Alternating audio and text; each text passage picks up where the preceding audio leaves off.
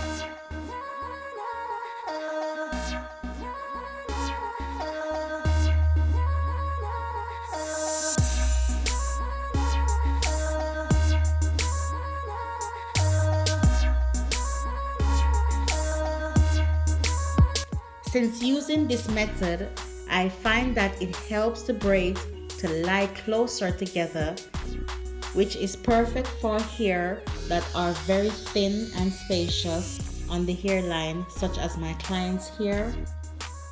My client has struggled so much with very thin and bald patches around her hairline, and I found that braiding her hair down to the sides instead of pulling the hair back has resulted in some extreme hair growth and thickness around her edges. I have also been using my natural homemade oils to treat her edges, and I will give you guys a bit more details about the natural remedies that I have been mixing up at home as soon as I have enough results to show you guys from the clients that I have been experimenting on. So anyways, here's a before picture, and this was just over about 2 months ago, and this was about 2 months ago. So as you can see guys, it's a huge difference within only 2 months. So my products are really making a lot of difference. So please click that subscribe button to stay updated with what's going on this channel. Please also drop a comment below to let me know your thoughts and views on this channel. Also, please like and share this video. Finally, if you have any questions, please follow my Instagram and my Facebook to communicate with me. You can find links to my social media platforms below. Bye bye for now, and hope to see you guys on my next premiere.